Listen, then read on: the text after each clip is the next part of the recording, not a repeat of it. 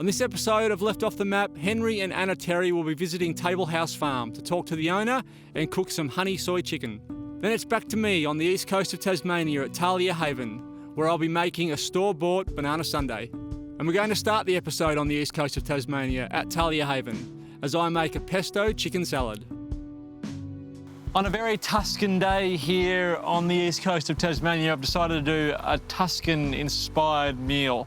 So I've got a few, I guess, Italian ingredients and then some other not-so-Italian ingredients. This is kale, but it reminds me of cavolo nero. So I'm going to use that in our salad. We've got some pesto, which I'm going to make some pesto fried chicken with. Then just a whole heap of grains and fresh. I've made a roast tomato reduction. I might use that to make my vinaigrette that goes with the dish as well. The first thing I need to do, though, is prepare my chicken. So here is the breastbone. So if you run your knife down there, you will run into a breastbone, slicing and then just pull back with your other hand and it will give you the line in which you need to cut. So lift the breast up and gravity will naturally pull the rest of the carcass away from the breast itself. And then you end up with your breast. So I've got rid of the rest of the chicken carcass or the frame. So now I can just slice this breast into thin strips. About 4 decent sized pieces of chicken to make my fried chicken. So for my fried chicken, a bowl, I've got my oil heating up. Into my bowl, I need my pesto, about 2 tablespoons, some extra lime juice. For some reason, you can put lemon juice in if you want to. For some reason I like lime juice. Give that a mix. And then my chicken goes in. Now on its own, that's just, if you just wanted to then, once you've mixed all this and let it sit for half an hour, just wanted to fry that in a fry pan, you absolutely can, but I'm going to make a fried chicken mix out of it. But I just want to let it sit for 10 or so minutes. And pop that over there. And we'll get on to our grains. So I've got a cup of cooked quinoa, a cup of cooked wild rice, or just equal portions if you want to make more. Cup and a half, 2 cups, whatever. It's completely up to you. And what else do I want to put in with that? I want some thin slices of cucumber.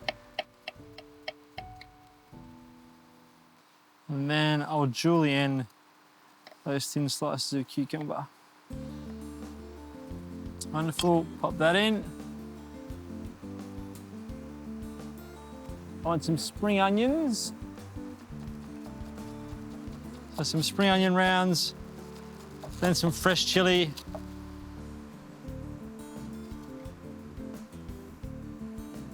Some fresh chilli. And my oil looks like it's about ready to go. Chilli in. In here I've got my little kaleette. So I've taken the leaves off, the outer leaves off a lot of it. The outer leaves, I'm just going to pop straight into my salad. Like that. And then these, where I've taken the outer leaves off and we've just left the buds, just want to fry them.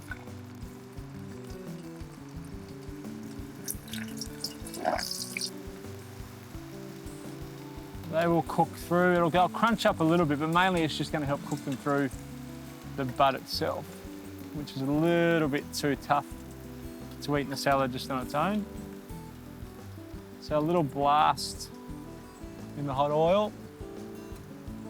All right, our chicken's probably ready to go. So we'll get back to our chicken. My kale, I'll give a little pinch of salt. So now, our chicken, just want to put some flour on there. And that flour will stick to that coating and you'll end up with a fried chicken mix. A pesto fried chicken mix. Now this can sit in the fridge now for a couple of days if you want it to, and then you can fry it as you need it.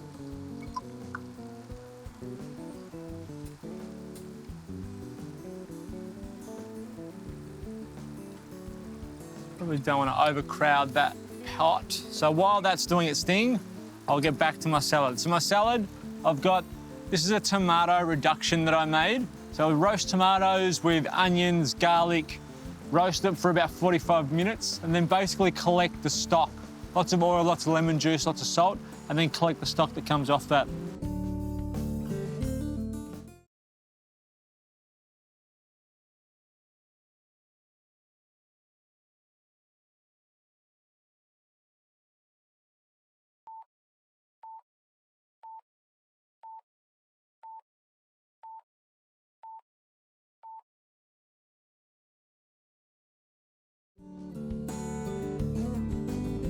It makes for an awesome dressing. So pour that on top, a good pinch of salt on that as well. A little drizzle of oil.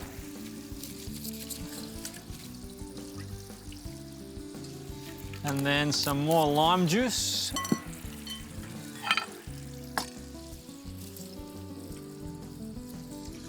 And that is my salad ready to go. Mix the grains and the leaves together. There's no use putting your fried kale-lets in here because they'll just go soggy. So hold on, leave them there on the absorbent paper towel with the chicken. How is our chicken going?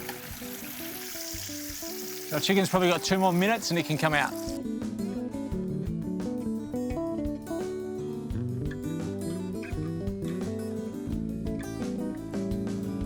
You can see you get lots of chicken out of one large breast when you can take it off yourself. When you make sure you get everything off the carcass, you get heaps of chicken. So our grain salad, pop that down. It's super yummy salad. Then my chicken. Chicken. And then your fried kale-lets. Now, I would serve these on the side like they're a little bowl of chips. Like healthy chips, kind of. If you consider frying something healthy, which I do at times. They're like Brussels sprouts. If you get Brussels sprouts, you peel off those outer leaves and fry them. They're kind of exactly the same. Changes the texture, and it really does change the flavour. They are very, very, very yummy. Just got a last little bit of this dressing, tomato dressing over the top.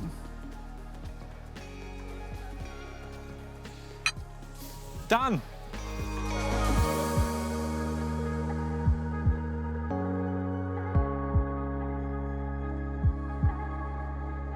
Now let's join Henry and Anna Terry at Table House Farm on the northwest coast of Tassie. Hi, how are you, Henry? G'day, Wendy. How you going? Lovely to meet you. Yeah, lovely to meet you too. Yes, yeah, it's just so excited that you've come to stay. Well, so are we. It's a big What a treat. beautiful house. Oh, Yeah. Thank you. And Thank a you. beautiful part of the world to have it in as well. We can't believe the views just from the driveway. I know, it's pretty special, isn't it? Yeah, Come on through. love to.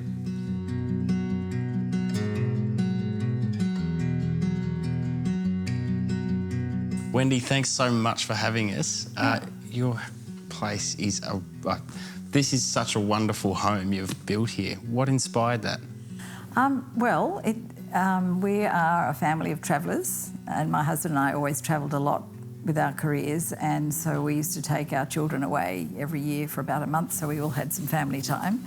And then eventually they grew up and had partners, and then they eventually got married and had children. So whenever we travel, I look for a house that's big enough with enough bedrooms and bathrooms and plenty of space so that everybody's not on top of each other and we could all have a great holiday. And so when we decided to build a house here, we decided to build a house that would be the sort of place we would like to travel to with our family. So when we had the house designed, my brief to the architect was I wanted a dining room big enough to seat 40 people so that everybody comes to dinner, because you can have 40 people without blinking here. So just sort of be kind of a nice thing to do and have lots of space. Yeah. Certainly an entertainer's house, isn't it? Even with your great kitchen you've got Yeah. over there. We can't wait to get in there and do some cooking. Yeah, I could really settle in, that's for sure. Yeah. Well, what about the area, Wendy? What drew you to this part of Tasmania? I guess it's beauty, but it was sort of by chance more than anything. My husband grew up in Devonport, and every Easter we would come to Tassie, and we always thought we'd love to buy a block of land. We thought maybe 5 acres or something and a nice little house somewhere in the country, and somehow or other we ended up with a 250-acre farm. That's a handful in itself. Which is now only 60 acres because we've sold part of it. But and this Table Cape is such a spectacular part of Tasmania, and like on the ocean. I mean, and it's prime farming land. And my husband was very keen to have some good farming soil. So Yeah. This part of Tasmania, the volcanic soils, you can almost eat the soil. It's that productive. Yeah. It's such a... I'm jealous you've got this magnificent view set on amazing soil that you could grow whatever you want. you can grow whatever you want, and we do. I mean, I'm not really a farmer, but I did insist on having a kitchen garden and in an enclosure that we call the lock-up because we lock out all the wildlife who would otherwise decimate the garden. So you're welcome to go and help yourself. Oh, really? Welcome to fresh herbs and Thank you. garnish your cooking tonight. Yeah, might get inspired in the kitchen and come over and grab a few goodies if that's all right. Sure, yeah. Well, yeah, thank you so Okay. much for having us. We might go and have a look. Great, okay.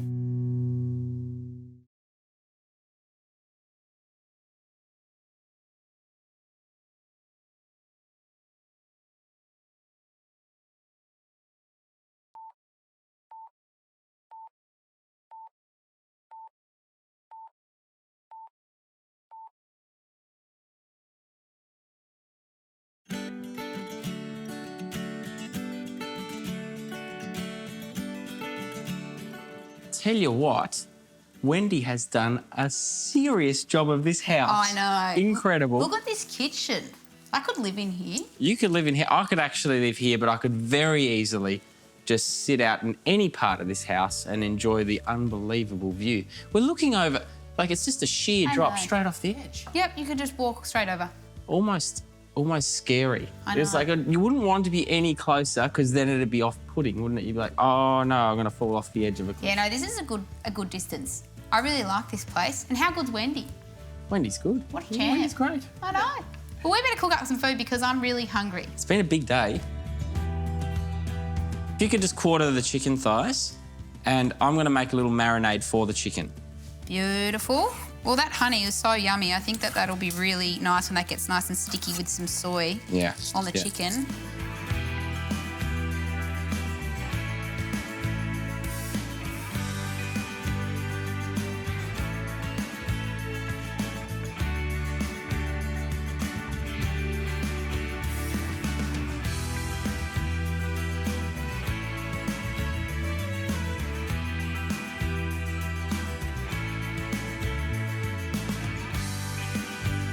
And I don't know where we're going to sit. We've got so many options. There's 4 tables in this room. Yeah, there's a lot of possibilities. Yeah. I have my heart set on upstairs. Upstairs? Well, there's like 360 views. You True. don't get that at home. True. That's good logic. So let's just make the most of that.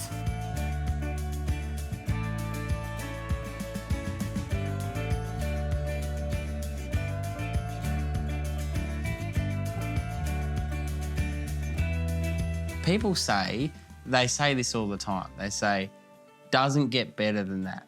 But like, seriously, it doesn't get better than It that. doesn't, no. And this, I'm And really this- hungry. Yeah. Oh, so am I. We've cooked up a an storm. appetite. Now it's back to Talia Haven for a lazy banana sundae using store-bought ingredients. There is nothing about this recipe that I can take credit for apart from bringing the flavours together because it's a store-bought banana sundae. Everything here was bought from the store. There's nothing wrong with that. If you're feeling a bit lazy but you still want something yummy as a gluttonous treat or as a dessert, then there are some really good things in the stores at the moment. So this is some pepita brittle, or you could use peanut brittle if you wanted to. which I've just crushed up some brittle. Currants and sultanas. I've got a mixture of currants and sultanas there. Store-bought little meringues. A banana. Some double cream. Honey. Marshmallows. One of my favourite things in the entire world. And brown sugar. I don't think I'm going to need the brown sugar. I think there's enough sweetness happening on all the things that we bought at the store. Not have to add any sugar. It's just a matter of mixing everything in a bowl. The first thing I will do though is peel and chop my banana.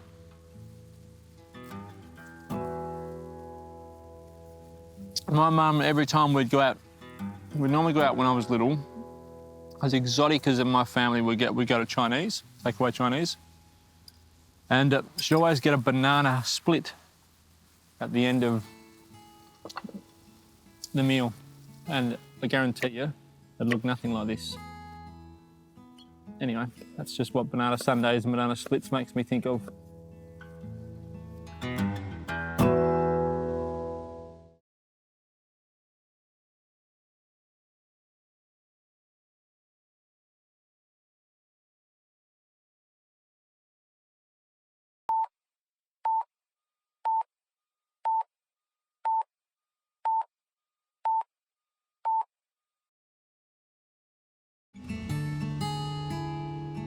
Now you can mash some of this banana up and then mix it through your cream if you want to do and make for like a banana cream. But I want this to be nice and chunky. So bananas in to our bowl. And the important bit here is getting your combination of cream, bananas, and all your other goodies right, so that it's the consistency that you want. So this is double cream, so it's really thick, and I'll show you how thick, like so thick it sticks to the spoon like that. So normally you would need something to thin that down a touch.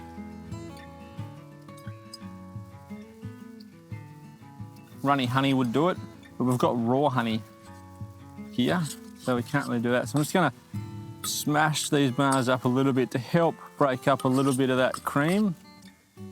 Oh, so sticky. Then my sultanas and currants, my crushed up brittle, the pita brittle. I'm gonna crush some meringues. And probably what would be really, really nice in this, it's just some thin yogurt. If you had some thin yogurt to add a little bit of acidity, that would be really good. I don't have any thin yogurt, unfortunately. Marshmallows, which I'm gonna have to chop those marshmallows because they're a bit chunky.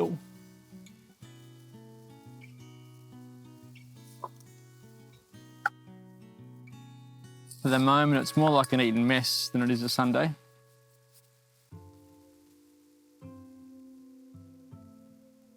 I'm just adding some thin cream to that double cream, just because that is just way too gluttonous.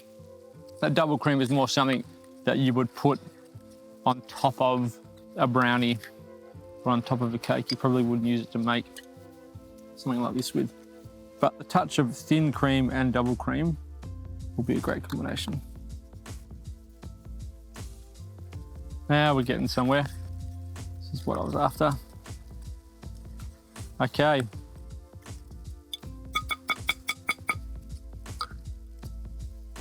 I'll add in a few more of the whole meringues.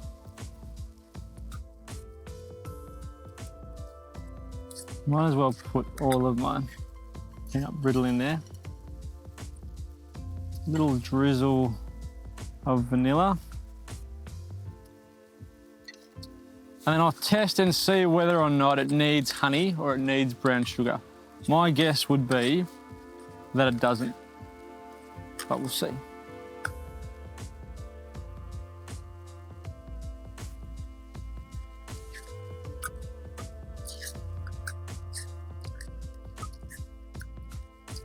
Oh, that brittle was so good in there.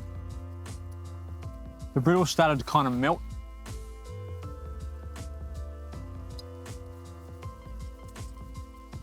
That's probably If you're someone who likes really sweet things, you could put a little sprinkle of brown sugar or a drizzle of honey in there. But for me, that's great. There was a nice amount of salt in the brittle, so that's kind of created the saltiness that I want.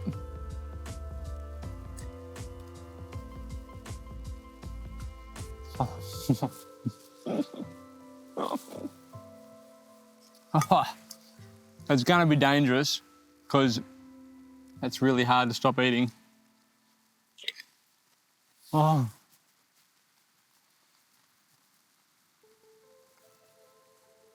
It's the brittle. The key ingredient's the brittle.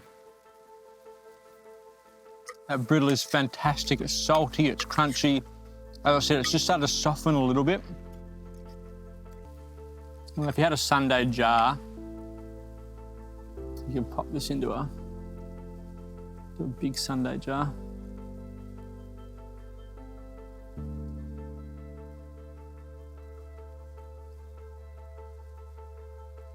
Oh, yum. I'll have one more bit.